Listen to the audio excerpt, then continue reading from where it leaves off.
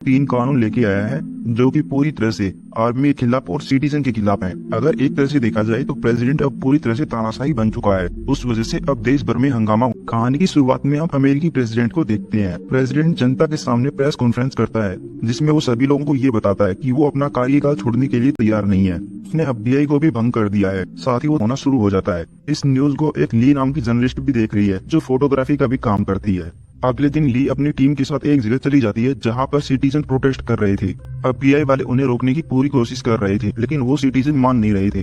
ली को यहाँ पर फोटोग्राफी करनी थी लेकिन ली यहाँ पर देखने लग जाती है कि यहाँ पर एक और फोटोग्राफर है जो भीड़ के अंदर जा जाकर फोटोग्राफी कर रही है। तभी ये भीड़ आक्रामक हो जाती है और ये FBI वालों के ऊपर हमला कर देती है। उस वजह से जैसी नाम की इस लड़की को चोट लग जाती है। ली उसे एक साइड लेकर आती है, उसे मीडिया वेस्ट देती है और कहती है कि अपना हेलमेट पहन के रखा करो।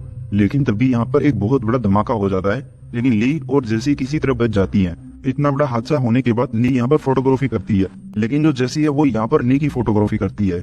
बाद में ये सारे जितने मीडिया वाले थे वो एक होटल में रुकते हैं जहाँ का इंटरनेट बिल्कुल स्लो था। ली किसी तरह करके अपनी सारी फुटेज को अपलोड कर देती है।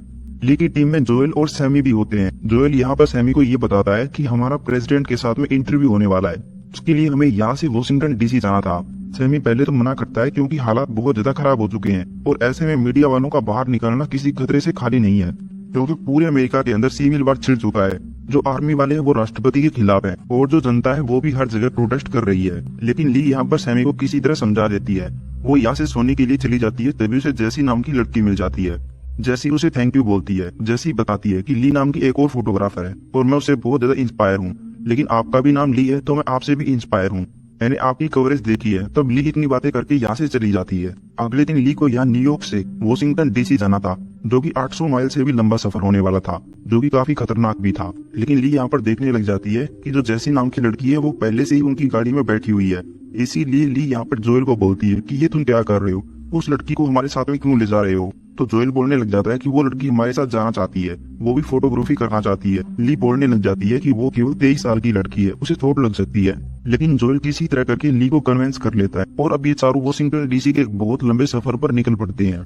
न्यूयॉर्क शहर से बाहर निकलते ही इन्हें पता चल जाता है कि हालात कितने ज्यादा बुरे होने वाले हैं क्योंकि बीच रास्ते में बहुत सारी गाड़ियां टूटी फूटी पड़ी थी। लेकिन ये लोग किसी तरह इन सबको इग्नोर करके बस आगे बढ़ते जाते हैं। कुछ दूर चलने के बाद ये लोग एक फ्यूल स्टेशन पर रुक जाते हैं लेकिन देखते हैं कि यहाँ जो फ्यूल स्टेशन का ओनर है उसने अपने 2 बंदे रखे हुए हैं और उन तीनों के पास में एक गन है। ये लोग फ्यूल स्टेशन के ओनर से बात करते हैं। पहले तो फ्यूल स्टेशन का ओनर ऑयल देने से मना कर देता है लेकिन ली वो किसी तरह करके ओनर को कन्विंस कर लेती है। तभी अपनी गाड़ी के अंदर फ्यूल डालने लग जाते हैं। लेकिन जो जैसे ही वो यहाँ से 2 लड़कों को देखने के लिए चली जाती है जिन्हें लटकाया गया था, यहाँ उसके साथ में एक लड़का और आता है। वो बताता है कि इन लोगों को इसलिए लटकाया गया है क्योंकि ये लोग यहाँ पर ऑयल लूटने का काम कर रहे थे। तब यहाँ पर ली भी आ जाती है। वो यहाँ पर इस लड़के को बोलती है कि मैं तुम्हारी इनके साथ में फोटो शूट करना चाहती हूँ और वो फोटो शूट करके जेसी को अपने साथ ले जाती है। गाड़ी के अंदर वो जेसी को ये बोलने लग जाती है कि तुम्हें इस तरह से दूर नहीं जाना चाहिए। उस लड़के के हाथ में गन थी, वो कुछ करने से पहले सोचेगा नहीं। तो जेसी यहाँ पर ली से माफी मांगती है। तब ये चारों गाड़ी लेकर और आगे बढ़ने लगते हैं। लेकिन जैसे इतने बुरे हालातों को देखकर बहुत ज्यादा नर्वस हो जाती है। लेकिन ली उसे समझाती है कि तुम्हें अपने काम पे फोकस करना है। अगर तुम इन छोटी मोटी बातों को देखने लग गई तो तुम कभी भी मीडिया में नहीं आ पाओगी या फिर तुम कभी भी फोटोग्राफी नहीं कर पाओगी। और इस तरह से इन दोनों के विचार मिलने लगते हैं, यानी दोस्ती शुरू हो जाती है। रात को ये लोग एक जगह रुकने का फैसला करते हैं। ये देखने लग जाते हैं कि इनसे काफी दूर बहुत सारी गोलाबारी की आवाजें आ रही हैं, यानी कि शायद सिविलियन आपस में लड़ रहे हैं। ये लोग उस लड़ाई से काफी दूर हैं, इसीलिए इन लोगों को कोई खतरा नहीं था। यहाँ पर जोएल जेसी से भी बात करता है। वो उसे बोलता है कि तुम तो बहुत ज्यादा डरी हुई हो, लेकिन वो मना करती है कि मैं डरी हुई नहीं हूँ। जोएल बोलता है कि कल का दिन तुम्हारे लिए बहुत बड़ा होने वाला है, इसीलिए तुम आराम कर लो। तब जोएल यहाँ पर सो जाती है। बाद में सीन सीधा शिफ्ट होता है एक लड़ाई के अंदर जहाँ पर सिविलियन आर्मी वालों के ऊपर गोली चला रहे थे और जैसी और ली ये दोनों मिलकर उस पूरी लड़ाई की फोटोग्राफी कर रहे थे। इनमें से जो भी सिविलियन मरता जैसी जल्दी जल्दी उसकी फोटो लेती। ये सिविलियन बाद में यहाँ से एक बिल्डिंग में चले जाते हैं जहाँ पर आर्मी वाले थे। उन आर्मी वालों को ये बंदी बना लेते हैं और इन लोगों को दूर खड़ा करके उन्हें गोली मार देते हैं जिससे आर्मी वाले वहीं पर मर जाते हैं। और जैसे इन सब चीजों को शूट करती रहती है। इतनी फोटोग्राफी करने के बाद ये लोग यहाँ से निकल जाते हैं। एक लंबे सफर के बाद वेस्ट वर्जीनिया पहुंचते हैं जहाँ पर पहले से ही काफी लोग रह रहे थे। यहाँ आकर ये लोग थोड़ा सा आराम करते हैं। ली यहाँ पर अकेले में जैसी से बात करती है। जैसी बताती है कि मुझे तुम्हारे बारे में सब पता है, तुमने अपनी फोटोग्राफी कॉलेज से शुरू की थी जहाँ तुमने ऊट पटांग फोटोग्राफी की थी और वो फोटोग्राफी तुम्हारी काफी फेमस भी हुई थी। उसके बाद तुम्हारा इंटरेस्ट फोटोग्राफी में हो गया। तो ली यहाँ पर जेसी को बोलती है कि तुम मेरे बारे में कुछ भी नहीं जानती, बस तुमने शायद विकिपीडिया को देखा होगा। विकिपीडिया में भी मेरे बारे में बहुत ही कम लिखा हुआ है। सुबह होते ही ये लोग यहाँ से भी निकल जाते हैं क्योंकि इन लोगों को यहाँ से वॉशिंगटन डीसी जाना था। बीच रास्ते में ली यहाँ पर अपने क्रू के लोग हैं उनकी भी फोटो क्लिक करती रहती है। इस तरह से ये लोग एक शहर में आ जाते हैं, लेकिन देखते हैं कि यहाँ चारों तरफ बस शांति है, यहाँ पर सिविल वार का कोई असर नहीं है। इसीलिए ये लोग एक शॉप में जाते हैं और ये सब उस शॉप की ओनर से पूछते हैं। तो शॉप की ओनर बताती है कि हमने लड़ाई के अंदर कोई हिस्सा नहीं लिया। तब यहाँ पर जैसी ली को ड्रेस देती है और कहती है कि तुम्हें ये ड्रेस पहननी चाहिए।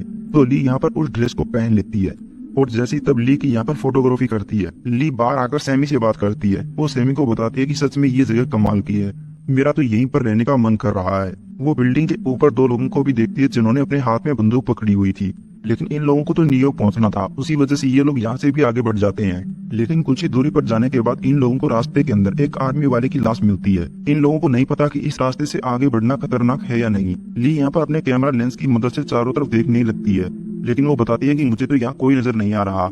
इसीलिए जब ये लोग गाड़ी की मदद से आगे बढ़ने लगते हैं तब इनके ऊपर फायरिंग शुरू हो जाती है। उसी वजह से ये लोग अपनी गाड़ी को साइड में लगाकर नीचे उतर जाते हैं।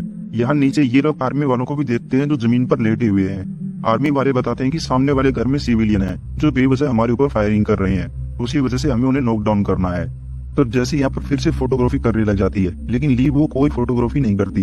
वो बस जैसी की तरफ देखती है। वो देखती है कि जैसे कितनी मेहनत से अपना काम कर रही है। ये आर्मी वाले लोग सामने वाले बंदे को डाउन कर देते हैं। उस वजह से ये चारों यहाँ से भी आगे बढ़ जाते हैं, लेकिन तभी ली देखने लग जाती है कि शायद कोई हमारी गाड़ी का पीछा कर रहा है। उस वजह से ये चारों डर जाते हैं। उन्हें नहीं पता था पीछे वाली गाड़ी के अंदर कौन है। तभी वो गाड़ी साइड में आती है तो इन्हें पता चलता है कि ये तो इनका दोस्त टोनी है। टोनी काफी ज्यादा हंस रहा था, वो बोल रहा था कि मैं भी तुम्हारा ही पीछा कर रहा था। तब ये सारे लोग खुश हो जाते हैं। इन सभी के अंदर मानो एनर्जी आ जाती है। तब टोनी चलती हुई गाड़ी के अंदर अपनी गाड़ी से इनकी गाड़ी में आ जाता है। सेम यही काम जैसी भी करती है, वो भी चलती हुई गाड़ी से अपनी गाड़ी से उनकी गाड़ी में चली जाती है। हालांकि ये चीज ली को पसंद नहीं आती, लेकिन बाद में वो जो दूसरी गाड़ी है वो बहुत आगे चली जाती है। ली को अब जैसी की फिक्र होने लगती है, उसे वो गाड़ी कहीं पर भी नजर नहीं आ रही थी। तभी सामने से एक ट्रक आने लगता है। ली का ध्यान भटक जाता है और ली की गाड़ी सड़क से नीचे उतर जाती है। लेकिन जैसे ही ये लोग कुछ दूरी पर आते हैं तो इन्हें पता चलता है कि जो दूसरी गाड़ी थी वो यहाँ पे खड़ी है, लेकिन गाड़ी के अंदर कोई नहीं है। तब ये लोग छुप कर देखने लग जाते हैं। ये देखने लग जाते हैं कि दो मिलिट्री वाले हैं। उन्होंने यहाँ पर जैसी को और हमारे दोस्त को पकड़ लिया है। उन्होंने एक ट्रक के अंदर बहुत सारी लाशें भी डाल रखी हैं जो एक गड्ढे के अंदर डाल रहे हैं। लेकिन जब ये लोग ध्यान से देखते हैं तो इन्हें पता चल जाता है कि वो मिलिट्री वाले नहीं है, बस उन्होंने मिलिट्री वालों के कपड़े पहने हुए हैं। इसीलिए हमें उनसे बात करनी पड़ेगी, क्योंकि इसके अलावा हमारे पास में कोई ऑप्शन भी तो नहीं है। इसीलिए यहाँ से जोएल और ली ये दोनों बात करने के लिए चले जाते हैं और सैमी वहीं पर खड़ा रहता है। ये लोग मिलिट्री वालों को बताते हैं कि हम प्रेस वाले हैं और एक स्कूल की ओपनिंग होने वाली है, उसी वजह से हम लोग वहाँ पे जा रहे हैं, इसीलिए आप हमें छोड़ दो। लेकिन जिन लोगों ने आर्मी की ड्रेस पहनी हुई थी वो पूछने लग जाते हैं कि तुम कौन से अमेरिका से हो, वेस्ट अमेरिका से हो या नॉर्थ अमेरिका से। अब जोएल यहाँ पर अटक अटक कर जवाब दे रहा था। उस वजह से ये बंदूक वाले आदमी यहाँ पर इनके एक दोस्त को मार देते हैं। फिर जो टोनी नाम का आदमी है उसे भी गोली से मार देते हैं। लेकिन तब तक यहाँ पर सैमी अपनी गाड़ी लेकर आ चुका था। वो इन दोनों आर्मी वालों को गाड़ी से टक्कर मार देता है, जिससे दोनों आर्मी वाले गड्ढे में गिर जाते हैं। यहाँ पर जो जैसी थी वो भी गड्ढे के अंदर गिर जाती है। गड्ढे के अंदर बस लाशों का ढेर था, लेकिन ये लोग किसी तरह उसे बाहर निकालते हैं और जैसी को लेकर यहाँ से निकल जाते हैं। तभी पीछे से एक और बंदा आता है जो इनके ऊपर फायरिंग करता है। इनमें से एक गोली यहाँ पर सैमी को लग जाती है। सैमी थोड़ा सा आगे जाकर बोलने लग जाता है कि मैं गाड़ी को ड्राइव नहीं कर पाऊंगा क्योंकि मुझे गोली लगी है। इसीलिए ये लोग गाड़ी को ड्राइव करते हैं। लेकिन जो जैसी है वो बहुत ज्यादा डरी हुई है क्योंकि वो लाशों के अंदर पड़ी हुई थी। ये लोग यहाँ पर एक मिलिट्री बेस तक पहुंच जाते हैं, लेकिन हमें पता चलता है कि जो सैमी नाम का आदमी था उसका बहुत सारा खून बह चुका है, उस वजह से उसकी मृत्यु हो गई। इस तरह से इन्होंने अपने एक मीडिया दोस्त को खो दिया। या आर्मी वालों के अंदर आर्मी मीडिया भी होता है, इनमें अन्या और डेव होते हैं। जोएल बताता है कि हमारे 3 दोस्त मारे गए, तो इस चीज से अन्या और डेव को भी बहुत बुरा लगता है, लेकिन वो लोग बताते हैं कि हम कुछ नहीं कर सकते। चारों तरफ के हालात बहुत ज्यादा बुरे हो चुके हैं। अन्या ये भी बताती है कि जो प्रेसिडेंट है उसने सरेंडर कर दिया है। अब ये सभी आर्मी वाले जितने हुए हैं वो यहाँ से वॉशिंगटन डीसी जा रहे हैं और हम भी वहीं पर जाएंगे। तो अब जोएल को पता चल जाता है कि अब हम क्या करें, क्योंकि हम तो वहाँ पर प्रेसिडेंट का इंटरव्यू लेने के लिए जा रहे थे, लेकिन अब उसे पकड़ लिया जाएगा तो हम किसका इंटरव्यू लेंगे। इसका मतलब हम बहुत लेट हो चुके हैं। ली यहाँ पर जैसी से बात करती है। जैसी थोड़ी परेशान और उदास होती है। ली उसे बताती है कि तुम्हें इस तरह से नहीं रहना, स्थिति और भी बदतर होने वाली है, तुम्हें बस अपने काम पे ही फोकस करना है। बाद में यहाँ पर अन्या और डेव जो मिलिट्री मीडिया से थे वो यहाँ से गाड़ी में बैठकर वॉशिंगटन डीसी के लिए निकल जाते हैं और उनके पीछे पीछे जोएल, जेसी और ली ये तीनों भी निकल जाते हैं। ये लोग वॉशिंगटन डीसी पहुंच जाते हैं। जहाँ पर हम देखते हैं कि इन आर्मी वालों ने व्हाइट हाउस को चारों तरफ से घेर लिया है, उसके ऊपर बहुत सारी गोलियां चला रहे हैं। तो ली और जेसी ये दोनों भी अपने काम में लग जाती है। इन लोगों को यहाँ पे फोटोग्राफी करनी थी। ली और जेसी टैंकर की आड़ में फोटोग्राफी करने के लिए आगे बढ़ती हैं, लेकिन इनमें से यहाँ पर एक टैंकर को उड़ा दिया जाता है। इसीलिए ली और जेसी को पीछे हटना पड़ता है। यहाँ पर जेसी तो अपना काम कर रही थी, लेकिन ली वो बहुत ज्यादा परेशान हुई है। तभी व्हाइट हाउस के अंदर से 3 गाड़ियां बाहर आने लगती हैं। मिलिट्री वाले उन गाड़ियों के ऊपर ताबड़तोड़ गोलियां चलाते हैं। जैसी उनकी फोटो शूट करती रहती है, लेकिन बाद में ली को पता चलता है कि इन गाड़ियों के अंदर प्रेसिडेंट नहीं था, हमें किसी तरह करके व्हाइट हाउस के अंदर जाना पड़ेगा। तब जोएल, ली और जेसी ये तीनों व्हाइट हाउस के अंदर जाने लगते हैं। इनके पीछे पीछे आर्मी वाले होते हैं। ये आर्मी वाले जब यहाँ व्हाइट हाउस के अंदर पहुंचते हैं, तो व्हाइट हाउस के अंदर प्रेसिडेंट की सेक्रेटरी होती है। वो ये बोलने लग जाती है कि प्रेसिडेंट खुद का सरेंडर करने वाले हैं, लेकिन तुम लोगों को ये श्योर करना पड़ेगा कि प्रेसिडेंट सेफ रहेंगे। आर्मी वाले यहाँ पर इस लड़की की बातें नहीं सुनते और इस सेक्रेटरी को भी गोली मार देते हैं। जैसे यहाँ पर हर एक फोटो को शूट करती जाती है, ये आर्मी वाले और भी अंदर जाने लगते हैं और जैसे यहाँ पर हर एक चीज को शूट करती है, वो यहाँ पर आर्मी वालों को भी शूट करने लग जाती है। लेकिन ली बेचारी आस डरी हुई है, वो किसी भी चीज की फोटोग्राफी नहीं करती। तब एक ऐसा पल आता है कि जैसी बीच में खड़ी होकर फोटोग्राफी करने लग जाती है। और व्हाइट हाउस के अंदर जो मौजूद लोग थे, वो यहाँ पर जेसी के ऊपर गोली चलाने वाले थे, लेकिन तभी वहाँ पर ली आकर जेसी को साइड में करने की कोशिश करती है। तभी यहाँ पर ली को गोलियां लग जाती हैं और जेसी यहाँ पर फर्श पर लेटे हुए ली की फोटोग्राफी करने लग जाती है। ली को यहाँ पर गोलियां लगी हैं, उसी वजह से ली भी वहीं पर मारी जाती है। लेकिन जैसी यहाँ पर पड़ी नहीं रह सकती, वो आर्मी वालों के साथ में अंदर चली जाती है। काफी अंदर जाने के बाद आर्मी वालों को यहाँ पर प्रेसिडेंट मिल जाता है। आर्मी वाले उस प्रेसिडेंट को गोली मारने ही वाले थे, लेकिन तभी यहाँ पर जोएल पहुंच जाता है। जोएल प्रेसिडेंट को बोलता है कि मुझे आप क्या कहेंगे, तो प्रेसिडेंट एक ही बात बोलता है कि प्लीज इन आर्मी वालों को रोक दो ताकि ये लोग मुझे ना मार पाए। लेकिन ये आर्मी वाले प्रेसिडेंट को गोली मार देते हैं और जैसी इन सब चीजों को भी शूट करती है। और इसी के साथ में ये मूवी यहीं पर पूरी हो जाती है।